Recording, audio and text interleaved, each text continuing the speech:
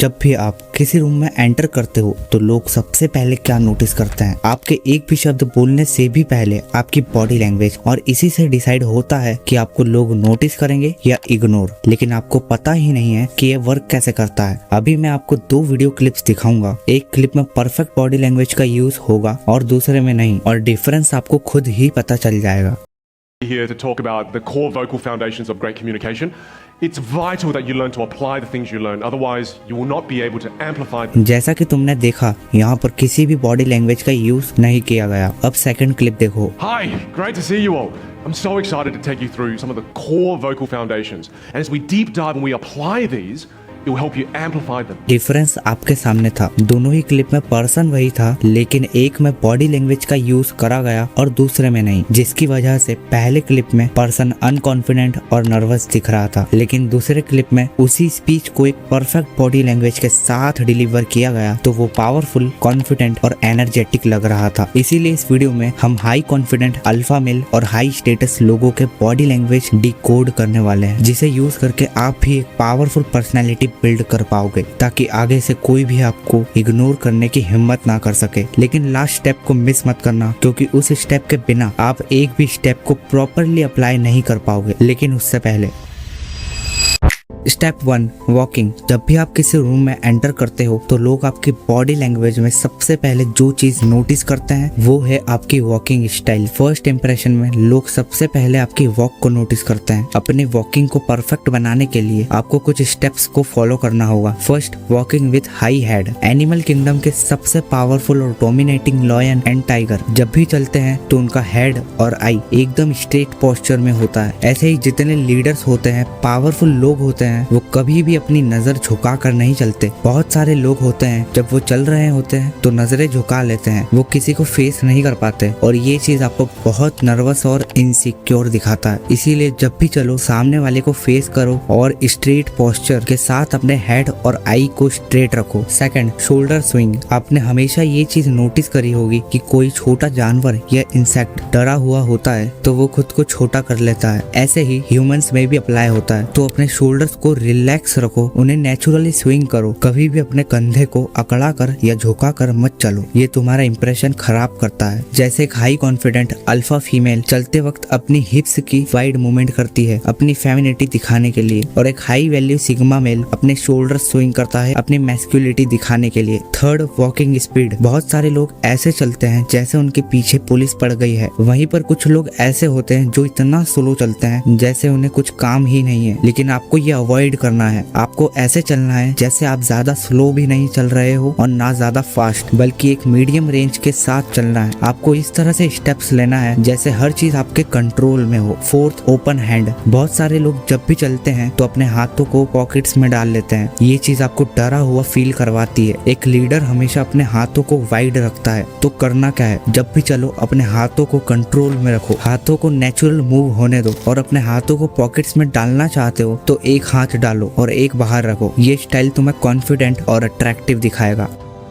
Step 2, standing. Human body का 40 से 50% हिस्सा होता है पैरों का, इसीलिए आप कैसे खड़े होते हो ये बहुत ज्यादा मैटर करता है आपकी बॉडी लैंग्वेज को डोमिनेंट या वीक दिखाने के लिए। जैसे अगर किसी के सामने फीट क्लोजर, हैंड क्रॉस करके खड़े होना, ये एक वीक पोजीशन होती है, और कुछ लोग तो बिना वजह अपना फोन निकाल लेते हैं जो उन्हें और भी वीक दिखाती है। तो फिर करना क्या है, जब आप दूसरों के सामने पावरफुल और डोमिनेंट दिखना चाहते हो तो अपने पैर ऐसे रखो जैसे आप बॉस हो। इसके लिए कुछ स्टेप्स है। First, wide posture. बहुत लोग खड़े होते हैं पैर एकदम चिपका कर, ये चीज अनकंफर्टेबल और नर्वस दिखाता है। सिग्मा मेल हमेशा अपनी प्लेस वाइड रखता है, एकदम बैलेंस के साथ, ना ज्यादा वाइड ना ज्यादा क्लोज। शोल्डर्स को कंधे की चौड़ाई के बराबर रखो, ये एक high value masculine standing position है। Second, open chest and shoulders. अगर तुम्हारे कंधे हमेशा झुके या राउंडेड होते हैं तो ये ऑटोमेटिकली इनसिक्योर और वीक दिखाता है। जब एक सोल्जर खड़ा होता है तो उसके कंधे सीधे चेस्ट ओपन और स्टांस रेडी, यही एनर्जी पावरफुल दिखाती है। तुम्हें भी यही अडेप्ट करना है। थर्ड, हैंड्स तुम्हारे बॉडी का सबसे अंडररेटेड पार्ट है और अक्सर लोग यही सोचते हैं कि हाथों का क्या करें। अगर तुम अपने हाथों को पॉकेट में डालकर या फोल्ड करके खड़े होते हो तो तुम इनसिक्योर और वीक लगते हो। तो फिर करना क्या है, अपने हाथों को नेचुरल और अपने कंट्रोल में रखो। Fourth, head position. जैसे एक कोबरा खुद को बड़ा दिखाने के लिए खड़ा होता है और अपने फन निकाल लेता है, और एक बियर खुद को अग्रेसिव दिखाने के लिए अपने दोनों पैरों पर खड़ा हो जाता है, वैसे ही तुम भी अपने हेड को ऊपर रखो, ज्यादा इधर उधर मत देखो। बैलेंस हेड पोजीशन तुम्हें कॉन्फिडेंट और काम दिखाती है। खड़े होने का स्टाइल इतना पावरफुल होता है कि लोग तुमसे बात किए बिना ही तुम्हारे बारे में एक इमेज बना लेते हैं। अब तक आपने हाई वैल्यू मैन की तरह चलना और खड़े रहना तो सीख लिया, लेकिन अगर आप बैठते वक्त गलती कर गए तो सारी मेहनत पानी में चली जाएगी।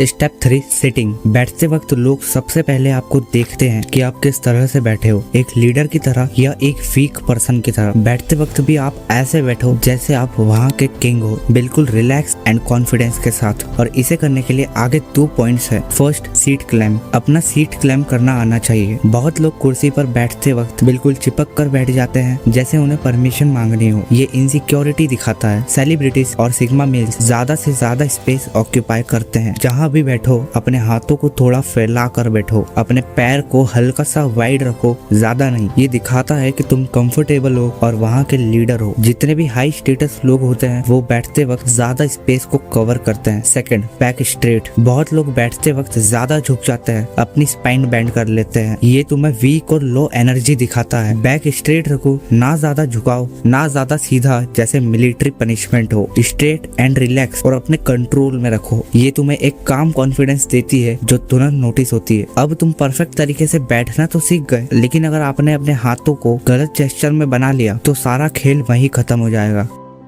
स्टेप 4, हैंड मूवमेंट, जो इतना पावरफुल है कि ये आपकी किसी भी बात को 60% ज्यादा इफेक्टिव और इम्पैक्टफुल बना सकता है। इसीलिए हर एक बिजनेसमैन, इन्फ्लुएंसर और पॉलिटिशियन इस बॉडी लैंग्वेज को हमेशा यूज करते हैं अपनी बातों को इम्पैक्टफुल बनाने के लिए। पर इसका मतलब ये नहीं कि आप अपने हाथों को किसी भी डायरेक्शन में मूव करते रहो, ये आपको ज्यादा नर्वस दिखाएगा। इसे प्रोफेशनली तरीके से करा जाता है। असल में इफेक्टिव हैंड मूवमेंट का कॉम्बिनेशन 4 मेन चीजों पर डिपेंड करता है। First, sweeps. जब तुम किसी चीज को शो करवाना चाहते हो या किसी ग्रुप को एड्रेस करते हो तो एक स्वीपिंग मोशन करो, मतलब हाथ को राइट से लेफ्ट या लेफ्ट से राइट स्मूथली मूव करना। ये दिखाता है कि तुम कन्वर्सेशन को कंट्रोल कर रहे हो। Second, frames. अपने हाथों का यूज करके अपनी बातों के लिए फ्रेम बनाना, जैसे तुम कुछ डिफाइन कर रहे हो या अपने आइडिया को हाईलाइट कर रहे हो। फ्रेम जेस्चर की हेल्प से तुम अपनी बात को इम्पैक्टफुल बना सकते हो। Third, the cuts. कभी कभी तुम्हें अपनी पॉइंट्स को सॉलिड इम्पैक्ट देना होता है, तब तुम यूज कर सकते हो कट जेस्चर। इसे यूज कैसे करना है, अपने हाथों को वर्टिकल पोजीशन में लाकर एक शार्प पोजीशन में नीचे या साइड में कट करना। Fourth, the point. जब आप किसी वर्ड को इम्पोर्टेंस देना चाहते हो, एग्जाम्पल जब आप बोलते हो मुझे ये बात क्लियर करनी है, तो आप पॉइंट जेस्चर का यूज कर सकते हो। ये आपको जेंटलमैन और अथॉरिटिव दिखाएगा। अब आप इन बॉडी लैंग्वेज का यूज करके पावरफुल पर्सनैलिटी तो बना सकते हो, लेकिन एक चीज जो आपको सबका लीडर बना देगी।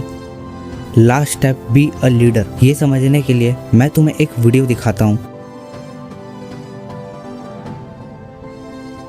अब सच सच बताओ, तुम्हारी नजर सबसे पहले इन तीनों लड़कों में से किस पर गई? मैं 100% कह सकता हूँ तुम्हारी नजर बीच वाले पर गई थी। लेकिन ऐसा क्यों हुआ? Because centre attraction. बहुत सारे लोग कभी इस चीज का ध्यान ही नहीं देते। जब भी ग्रुप में चलते हैं हमेशा साइड में या पीछे रहते हैं, लेकिन एक सिग्मा मेल और लीडर हमेशा सेंटर में होता है, क्योंकि जो इंसान सेंटर में होता है सबसे पहले नजर उसी पर जाती है और वही सबसे कॉन्फिडेंट और लीडर लगता है। जब टीवी शोज में मेन कैरेक्टर होता है उसे हमेशा सेंटर में रखा जाता है। अगर तुमने पीके ब्लिंडर्स के थॉमस शेल्बी को देखा होगा, वो जब भी अपनी गैंग के साथ चलता है हमेशा सेंटर में होता है। लेकिन वो इंसान जो हमेशा स्क्रीन में आने से डरता है उसे कभी भी इम्पोर्टेंट नहीं समझा जाता। इसीलिए याद रखो, लीडर वही होता है जो खुद को सेंटर स्टेज पर रखने की हिम्मत रखता है। इन सब बॉडी लैंग्वेजेस को यूज करके अब आप एक लीडर बन सकते हो। और अगर वीडियो को एंड तक देख लिया है तो प्यारा सा लाइक कर दो और सब्सक्राइब कर लो, क्योंकि ऐसी वीडियोस हमेशा इस चैनल पर आती रहेगी। नेक्स्ट वीडियो किस टॉपिक पर चाहिए कमेंट में जरूर बताओ। लेकिन अगर तुम चाहते हो लोगों का डिसीजन कंट्रोल करना, अपनी किसी भी बात को मनवाना, तो स्क्रीन पर अभी एक वीडियो आएगी, उस पर क्लिक करके देख सकते हो। और हाँ, मैं तुम्हें वहीं मिलूंगा।